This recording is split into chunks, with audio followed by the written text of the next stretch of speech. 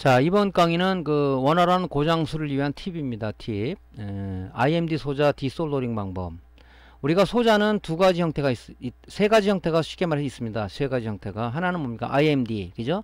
인서트 마운팅 디바이스를 해가지고, 리드가 있는 거. 리드가 있어서 PCB 홀에 리드를 삽입해서 PCB 뒷면에서 납땜하는 그 소자를 우리가 IMD 소자라고 얘기합니다. IMD 소자. 그 다음에 우리가 또 뭐가 있어요? SMD 소자가 있죠? SMD 소자, Surface Mounting Device라 그래가지고 표면 실장 부품이다. 그래서 PCB 홀이 있는 게 아니고 PCB 표면의 패턴에다가 어떤 그 소자를 올려서 바로 그 표면에다가 우리가 솔더링하는 방법을 솔더링하는 소자를 우리가 SMD 소자라고 그런다 얘기했습니다. 또 하나 세 번째는 뭐냐면 BJ 타입의 소자가 있다. 볼 타입으로 되어 있는, 그죠? 솔더볼로 이루어진, 그죠? 그런 소자가 있다. 그렇게 말씀드렸죠. 여러분들한테 말씀드린 겁니다. 그거는.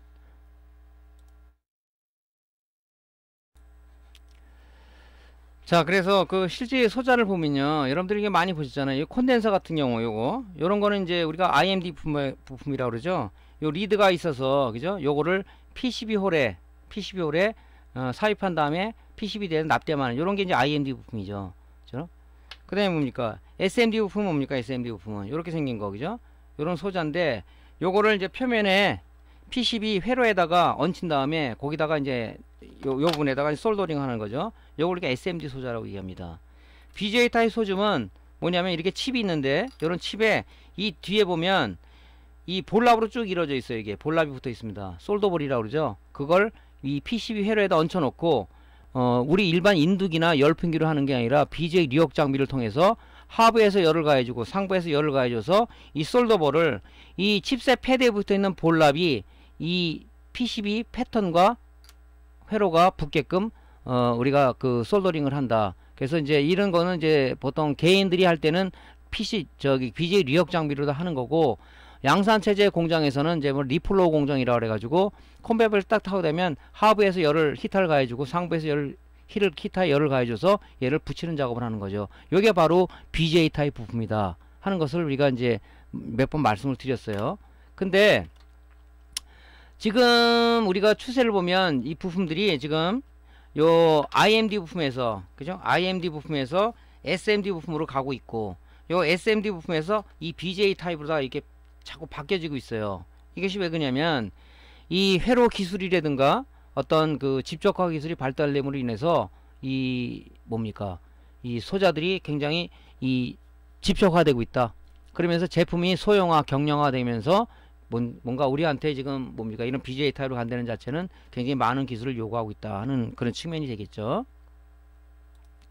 자, 그래서 이제 우리가 고장 수리할 때 어떤 고장 요소를 찾아서 뭐 IMD 부품이나 SMD 부품이나 아니면 BJ 부품을 탈거할 때, 디솔더링 할 때 굉장히 애로사항을 겪는 사람들이 굉장히 많습니다. 그래서 보통 특히 이제 IMD 부품 같은 거 뛸 때는 여러분들이 이제 흡입기를 통해서 이 디솔더링을 하죠. 납을 제거를 하죠. 그래서 이런 보통 많은 걸 쓸 거예요. 근데 이런 이제 보통 보면 저가형을 많이 쓰죠. 그죠? 이제 그다음에 여기 중가형, 고가형 같은 거는 좀 비쌉니다. 이런 것들이. 근데 보면 요 앞에 이 고무 재질로 돼 있어요. 요런 건 이제 실리콘 재질로 돼 있고, 그래서 얼마 쓰다 보면 이게 그 녹아가지고 다시 갈아 껴야 되는 그런 불편함도 있고, 또 흡입력도 이렇게 많이 떨어지고, 그래서 여러분들이 이제 그 뛸 때 많은 애로사항이 있죠. 그리고 그 우리가 디솔더링 할 때, 납을 제거할 때 그 애로사항이 뭐냐면 요즘은 전부 다 이제 유연납보다는 무연납을 많이 쓴다 그랬죠. 유연납과 무연납 차이는 여러분들 말씀드렸죠. 유연납은 뭐냐면 주로 납성분으로 되어 있는 그 납을 갖다가 우리가 유연납이라고 그러고, 무연납은 뭐냐면 납성분이 없는 주석성분으로 되어 있기 때문에 무연납이 융점이 40도 이상이 높다. 유연납에 비해서. 그런 부분이 하나가 있고, 또 이제 제품들이 몇 년 지나면 납이 산화가 돼요. 산화가 돼서 우리가 인두기를 잘 따로 떨어지지가 않습니다. 그죠? 그래서 거기서 뭐 우리가 이제 SMD 부품 같은 경우는 뛸 때 괜히 실 패턴들이 여러분들이 이제 패턴을 보면 알겠지만은 이 메인보드에 보면 이 소자가 이렇게 있다면 이게 SMD 부품이라 가정합시다. 이 다리들이 이렇게 나왔는데, 그죠? 요 지금 붙어있는 솔더링 요런 패턴들이 굉장히 실 패턴들이에요. 그래서 이게 잘 안 떨어지니까 강제로 뛰다가 이 패턴을 다 끊어먹고 일어나고 이 PCB가 뭐 손상이 되고 하는 경우가 많이 있어요. 그죠? 이런 방법이, 이런 것들이. 그래서 굉장히 여러분들이 초보자들은 이런 방법에 대해서 굉장히 그 궁금해하고 그러시는 분이 우리가 많습니다. 그래서 여러분들한테 오늘 이제 말씀드릴 건 뭐냐면은 이제 좀 더 우리가 디솔더링 어떻게 좀 원활하게 할 것이냐, 거기에 대해서 좀 말씀을 드리려고 그래요. 그래서 저는 지금 뭐 이런 것도 쓰고 있지만 저가형 디솔더링 장비를 좀 쓰고 있습니다. 자, 디솔더링 장비 툴에는 보통 우리가 두 가지가 있는데, 이런 고가형이 있어요. 고가형이 있고 이 저가형이 있습니다. 근데 저는 이제 이런 부분을 갖고 있는데, 이 고가형은 잘 안 써요. 왜냐면 그래서 요즘 나온 거는 뭐 흡입력이 좋다 그러는데 이 흡입력이 떨어지더라고요. 그리고 여기가 자주 막혀요, 이 부분이. 그래서 이걸 뚫기도 좀 애매하고, 그래서 이제 요런 저가형 디솔더링 툴을 씁니다. 이런 거. 그러니까 이걸 이용해서 여러분들이 이제 좀 더 쉽게 뭡니까, 디솔더링 하는 방법을 설명을 좀 드리려고 그럽니다. 자, 우리가 그 디솔더링 툴을 사게 되면은 그냥 220V가 그 스위치가 없어요. 스위치가 없어서 그냥 꽂아놓고 계속 하다 보면 어떤 문제가 있냐면, 꽂아놓고 작업하다 보면 퇴근할 때, 그죠? 모르고 놓고 가는 경우가 있으면 화재 염려가 있을 수가 있죠. 하지만 이런 네온 표시등 같은 걸 우리가 스위치를 달아놨을 때 불을 끄면 이게 환하니까 아, 이게 켜져 있구나 하고 끌 수 있는 그런 어떤 우리가 주의사항 표시가 되는데, 그래서 이걸 약간 개조를 거치는 겁니다. 그죠? 개조를 거치는 거예요. 그래서 이제 우리가 이제 스위치가 있어요. 이런 스위치가, 그죠? 네온 시소 스위치라고 그러는데 이런 걸 이제 인터넷에서 팔아요. 요걸 사가지고 이렇게 단자가 3개가 있습니다. 그죠? 자, 요게 가정합시다. 이게 1번 단자, 2번 단자, 3번 단자라 그러면, 자, 1번과 3번을 연결해서 얘는 220V 입력이 가는 거고요. 그 다음에 2번과, 그죠? 1번을 연결해서 얘는 부하 쪽에 연결되니까 얘는 뭡니까, 이거? 디솔더링 장비 쪽으로 가는 거죠, 이거는. 얘는 뭡니까? 그죠? 디솔더링 장비 쪽으로 가는 거죠. 그죠? 이거는 뭡니까? 220V 전원이죠, 이거 전원. 그죠? 이렇게 해서 일단은 선을 이렇게 만들어 놓으시고요. 이제 이걸 좀 개조를 해야 되겠죠. 자, 맨 처음에 하면 이렇게 돼 있어요, 이렇게. 그러니까 이걸 꽂고 하게 되면, 꽂으면은 얘가 최대 온도수까지 올라간단 말이죠. 그죠? 올라간단 말이죠. 그러면 우리가 이제 뭐 작업을 하다 보면 뭐 정신을 뭐 딴 데 쏟느라고 이걸 코드를 안 빼는 경우가 있어요. 코드를. 그랬더니 걔는 온도 관리하기 때문에 잘못하면은 화재의 염려가 있다. 조심해야 되잖아요. 화재가 나면 안 되니까. 그래서 여기다가 아까 같이 스위치를 하나 이렇게 달아 놓는 겁니다. 이렇게 달아놔서 온하면 이게 불이 들어와요. 그죠? 그러면서 전기가 들어가는 거죠. 오프하면 이제 꺼지니까 그 전기가 공급이 안 되는 거고요. 설령 이걸 꽂아놨더라 해도 내가 나가려 할 때 불을 끄니까 여기 네온 램프가 환하게 들어와 있다 그러면 아, 이거 켜져 있구나. 그러고 우리가 끌 수 있는 그런 하나의 그 주의 표시는 될 수 있다는 얘기죠. 그죠? 그리고 또 하나 뭐냐면은, 아까 고가형 그 디솔딩 툴은 뭐냐면 온도 조절하는 그 조절 컨트롤 패널이 있어요. 얘는 컨트롤 패널이 없습니다. 최대 온도까지 올라가죠. 그죠? 최대 온도까지. 그런 단점은 있습니다. 하지만은 그 고가형 디솔더링 툴에 비해서 얘가 흡입력이 굉장히 좋습니다. 짝짝짝 잘 빨아들여요. 그래서 제가 이걸 지금 많이 쓰고 있는데, 그죠? 작업도 편해요, 이게. 자, 요렇게 이제 개선을 합니다. 그리고 이제 좀 납을 쉽게 좀 제거할 수 있는 방법은 뭐냐면요. 이제 립스보드 예를 들겠습니다. 립스보드 여러분들 콘덴서 많이 갈죠? 초보분들은 뭐 일단은 입문할 때 모니터 쪽을 많이 하니까 립스보드 2차 측에 보면 용량 감퇴되는 콘덴서들이 많죠. 뛸 때는 어떻게 합니까? 이게 무연납 쓰는 것도 있지만은 보통 보면 이제 이게 납이 산화가 돼서 잘 안 떨어져요. 그러면 뭐냐? 우리가 젤프락스 있잖아요. 도포형 부스다가 요 뛸 때 젤프락스를 좀 충분히 바릅니다. 이렇게. 충분히 바른 다음에 이게 최대치 온도가 올라갔을 때 디솔더링 툴로 타면 잘 빠져요. 이게 잘 빠집니다. 납땜할 때도 마찬가지죠. 리드형 부품 같은 경우는, 그죠? 리드를 적당히 자른 다음에 우리가 페스트라는 게 있죠. 페스트를 찍어 가지고 여기다 부품 리드를 삽입하고 하면 납땜 또 잘 되죠. 자, 이렇게 해서 이제 하면 굉장히 그 납 흡입이 좋습니다. 얼마 전에 그 제가 유튜브에 그 질문하신 분이 한 분 있어요. 이걸 자기가 이 강의를 보고 하나 샀는데 납이 옆으로 튀냐, 납이 옆이 좀 튄다 그러더라고. 왜냐면 흡입이 좋다 보니까 좀 약간 튀어요. 이게 약간 그런 경우는 있어요. 그러니까 뭐 하다 보면 좀 요령이 생기겠죠. 이 흡입력이 좋다 보니까 하면서 납이 옆으로 약간 흩어지는 경우도 있긴 있습니다. 그런 건 뭐 고장이 아니니까 그냥 써도 무방할 것 같습니다. 자, 실제 한번 볼게요. 자, 이렇게 좀 충분히 묻히세요. 이렇게. 요건 제가 디솔더링 툴을 먼저 한번 떼어본 거예요. 이게 잘 깔끔하게 떨어지잖아요.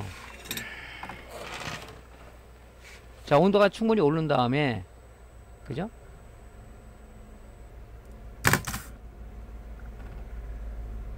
이렇게 이제 버튼을 누르게 되면 납이 흡입이 되죠.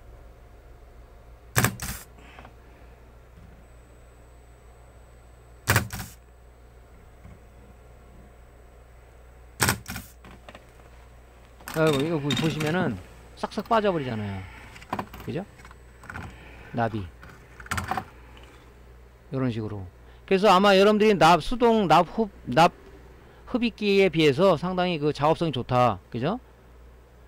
그죠? 이런 식으로 빠지니까 납이 또 쫙 빠지니까 또 부품 낄 때도 구멍이 뚫어져 있으니까 좀 하기가 좋죠. 그죠? 그래서 이제 저는 이제 요 방법을 좀 많이 씁니다. 요것도 처음 작업하는 사람 잘 안 낼 수도 있어요. 그러니까 연습을 좀 많이 하셔가지고 패보드 가지고 연습을 좀 많이 하세요. 그죠? 많이 하셔가지고 하면 좋을 것 같아요. 그죠?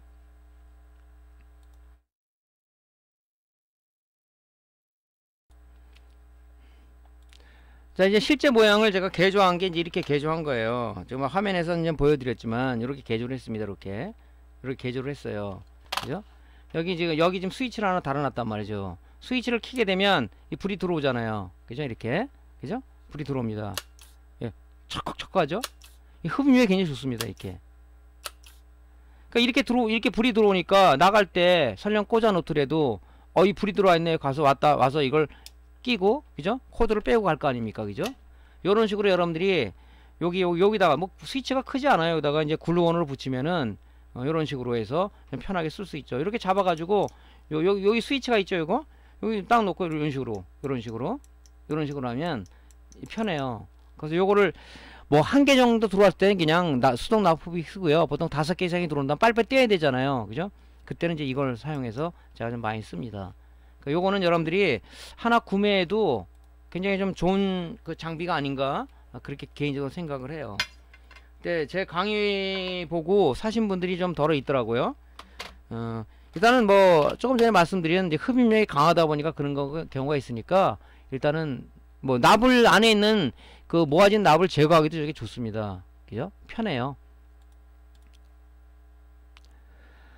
자, 이제 마지막으로 이제 할 강의는 뭐냐면은 이제 사우스 브리지 BGA 타입 리히팅입니다. 사우스 브리지는 역할이 굉장히 많다고 그랬죠. CPU, 그래픽 카드, 메모리를 제외한 나머지 전부 다 주변 기기에 대한 데이터 컨트롤 및 데이터를 관리하는, 그죠? 제어 신호 및 데이터를 관리하는 칩이다. 관리자다.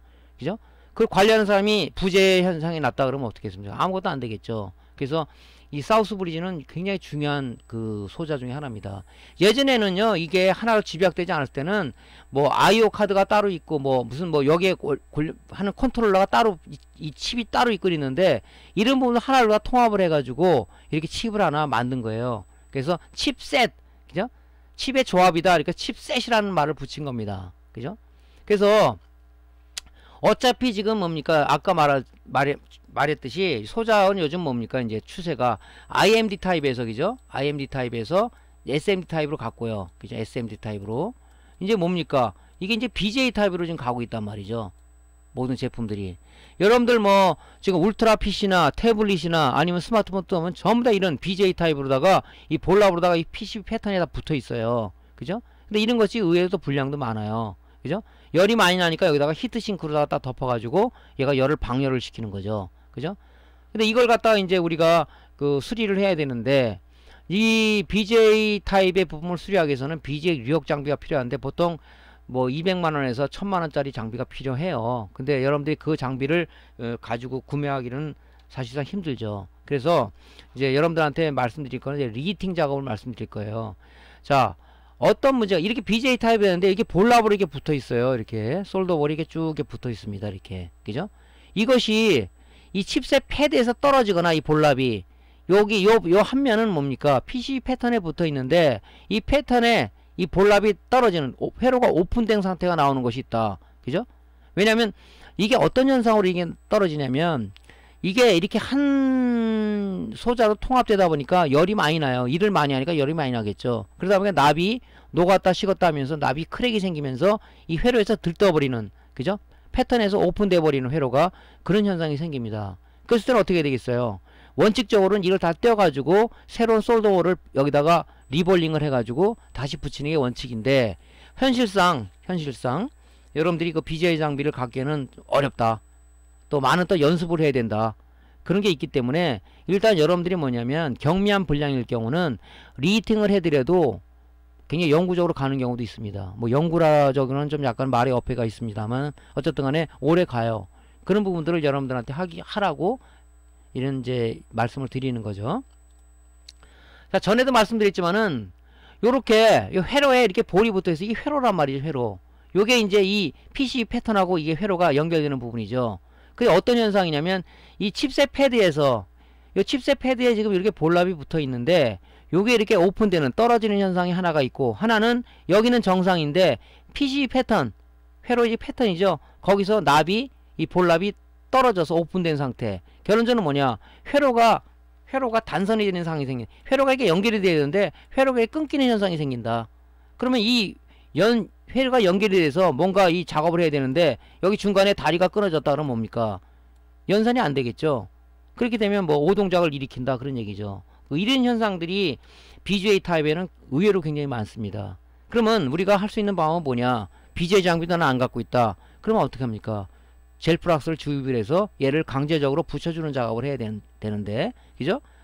여기다 플락스를 넣어가지고 열을 가해주면 납이 다시 녹아서 여기 붙을 거 아닙니까? 그죠? 이 부분에. 그래서 그런 방법을 이제 우리가 한번 써봐야 되겠다 하는 측면입니다. 자, 일단은 이 사우스 브리지예요. 사우스 브리지 쪽에 경미한 불량이 생겼다고 가정을 한다면 일단 젤 플락스를 여기 칩셋 사방에다가 충분히 이렇게 좀 도포를 합니다. 충분히 좀 바르세요.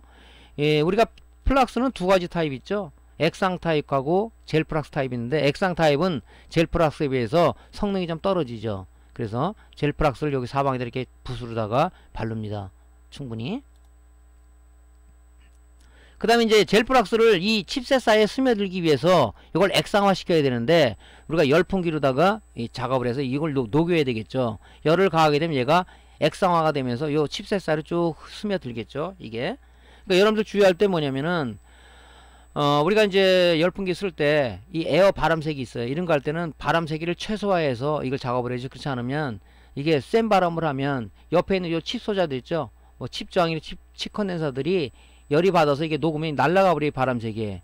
주의를 하셔야 되니까 열풍기 작업할 때는 이 바람세기를, 에어세기를 최소로 한 다음에 이 작업을 해야 된다. 그래서 사방으로 이 녹여주는 겁니다. 그럼 액상화돼서 쭉 들어가겠죠, 그죠? 그 다음에 뭡니까? 이제 앞에 있는 노즐에 보면 이렇게 노즐 가르다를 꼈죠, 그죠? 노즐을 제거하고 이 상태에서 작업을 해주는데, 보통 어떻게 작업해 주냐면 요렇게 뭐 시계 방향으로 사방을 돌면서 가운데를 좁혀 들어오는 방법이 있고, 반대 방향으로 이렇게 해서 들어오는 방법이 있고, 아니면 여기서 이렇게 돌면서 이런 식으로 골고루 열을 가해 주는 겁니다. 이렇게. 저 같은 경우는 이제 이렇게 합니다. 보통 여기서 이런 식으로 좁혀서 이렇게 자꾸 들어오는 거죠. 열을 가해주고, 그죠? 다시 여기서 열을 가해서 바깥으로 나가는 겁니다. 이렇게 사방으로 골고루, 그죠? 이 볼랍들이 보통 이런 식으로 가운데 다 차 있잖아요. 그러니까 이런 식으로 돌면서 천천히 이렇게 돌면서 이런 식으로, 그죠? 그럼 나갈 땐 반대로 해서 이런 식으로 해서 여러 번 작업을 해주는 거죠. 이게 좀 여러 번이라는 얘기를 좀 여러분들한테 뭐 몇 시간이다 뭐 몇 번이다 얘기하는 어렵지만은 하여튼 이게 여러분들이 이제 작업을 여러 번 해봐야 돼요, 그죠? 이런 패보드 가지고 제일 만만한 게 뭡니까? 우리 매장에 버리고 간 그래픽 카드들 있죠, GPU들, 그죠? 그런 부분들을 한번 보니까는 줄이 생기더라. 떨어진 거예요, 납이.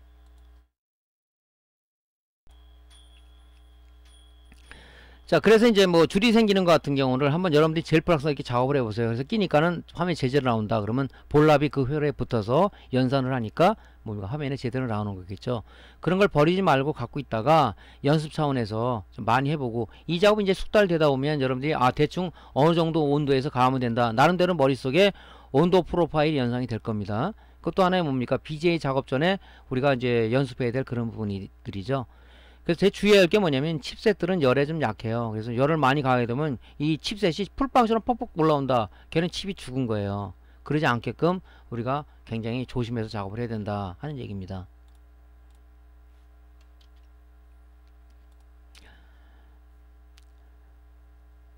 자, 근데 다 했으면 이제 젤 플러스가 있잖아요. 이 칩셋 쪽에, 그죠? 칩셋 쪽에 좀 우리가 그 플락스를 제거하기 위해서 TC로다가 좀 깨끗이 제거하는 게 항상 마무리 작업이죠. 근데 대부분 보면 이제 우리 수리맨들이, 초보 수리맨들 보면 말이죠. 수리 들어오는 것들 보면 보통은 그냥 젤 플락스를 TC로 제거 안 해가지고 참 제품 상품성이 떨어지게끔 그런 오시는 분도 있어요. 뒷 마무리를 잘 안 하시는 분이 있어요. 우리 화장실 가면 뒷 처리 깨끗이 하고 나오잖아요. 그것처럼 남이 제품도 좀 깔끔하게 해주는 것이 좋겠죠. 뭐 그 사람 뚜껑 열어보겠어 하지만 그래도 우리가 수리맨이라면 뒷마무리 깨끗하는 것도 우리의 임무겠죠. 그죠? 그래서 그걸 깨끗이 해주는 게 좋겠죠. 예전에 TC로다가 플러스 성분을 좀 깨끗이 제거해서 일단은 해주는 게 좋습니다. 자, 칩셋의 세척 작업의 팁을 알려드릴게요. 여러분들 그냥 이렇게 붓으로다가 이제 세척솔로 하지 말고 이렇게 고무통이나 아니면 주사기나 이런 걸 이용하세요. 그죠? 이용하세요. 아니면 이제 컴프레셔 갖고 컴프레셔 이용해도 되는데 여기다가 이제 TC를 넣어가지고 이게 지금 인터넷에 보면은 한 5개들이 해가지고 몇 개씩 팔아요. 이거를 여기다 넣어가지고 여기 주사기 앞이 이게 뭉툭합니다. 뭉툭하니까 여기다 TC를 넣어가지고 이걸 꾹 누르면은 압력에 의해서 TC들이 좀 압력에서 그 젤플락스 성분들이 날아가겠죠. 그죠? 또 주사기로 해도 되고요. 또 컴프레셔 갖고 계신 분은 칩셋 사이에 좀 액상 플락스를 충분히 넣어가지고 이 컴프레셔 가지고 칩셋 사이를 불어버리면은 그 안에 있던 끄찌꺼기도 나가겠죠. 여러 번 얘를 TC를 주입을 하고 컴프레셔 불고, 컴프레셔가 없으신 분들은 이렇게 주사기나 이런 압력으로다가 하는 것도 괜찮겠죠. 그래서 그러면 이제 컴프레셔 그 바람 압력으로다가 안에 있던 플락스 성분들이 많이 빠집니다. 그래서 이제 작업을 하시면 되겠죠. 자, 실제 한번 작업을 하는 걸 볼게요. 자, 이렇게 구퉁이에다가 사방 구퉁이에다가 젤 플락스를 좀 충분히 바릅니다. 이렇게.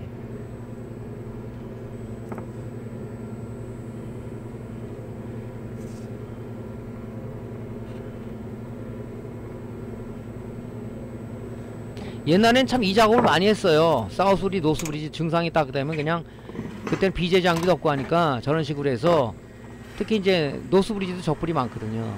저런 식으로 해서 뭐 메인보드 살리고 그랬었는데 참 이거 보니까 참 옛날 기억이 납니다.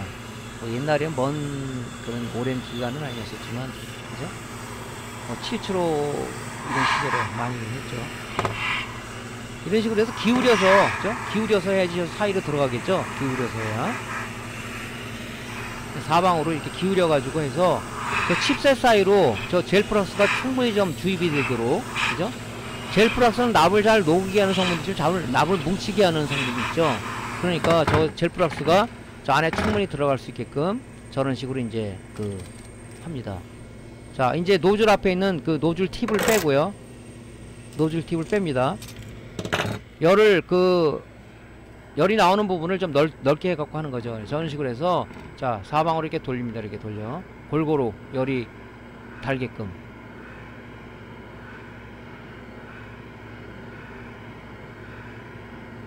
그럼 어느 정도 납이 녹으면요. 납이 녹으면, 이런 이제 핀셋 같은 걸로 이렇게 사우스볼링 하면, 저 사우스볼링 흔들흔들 돼요. 그죠?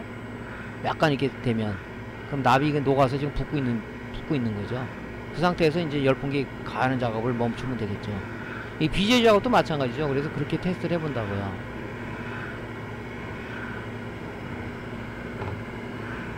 조금 있으면 저 밑에 납이 끓어가지고 저기서 연기가 막 나오죠. 그러니까 이제 이런 작업할 때는 이제 환기시설이 필요합니다. 환기시설.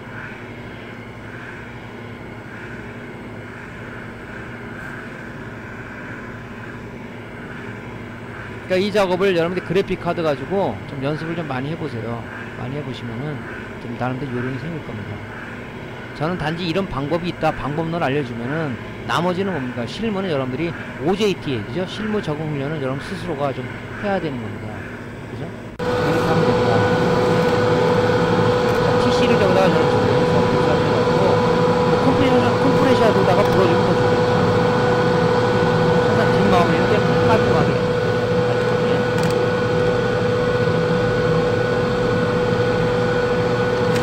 자, 이런 식으로 해서 마무리를 해주는 겁니다. 자, 이게 이제 우리가 말하는 리팅 작업이었었어요. 그죠? 자, 오늘까지 강의로 해서 이제 강의가 이제 한 강의 남았죠. 전원 공급회로 하나 남았습니다. CPU 전원 공급은 어떻게 공급되고, PCI 익스프레스 쪽 공급이 어떻게 되고, 메모리 쪽 전원 공급은 어떻게 되는지, 그런 전원 공급회 공부를 할 겁니다. 그동안에 우리가 인터페이스 회로서부터, 인터페이스 회로, 그 다음에 또 뭐 했습니까? CMOS 회로, 바이오스 회로, 부팅 회로, 클락 회로, 그죠? 이런 부분 다 공부했죠. 이런 부분들 여러분들이, 좀 뭡니까? 좀 시간을 가지고 정독을 해서, 좀 공부를 해서 여러분들한테 도움이 되는 강의가 됐으면 좋겠습니다. 이제 한강을 남겨두고 있습니다. 전원 공급회로 쪽을 준비해서 여러분들 강의를 시작하도록 하겠습니다. 자, 강의 듣느라 수고도 많으셨고요. 자, 다음 강의 때 다시 뵙겠습니다. 자, 오늘도 강의가 도움되셨으면요, 구독, 클릭, 좋아요 눌러주시고요. 다음 강의 때 뵙겠습니다. 감사합니다.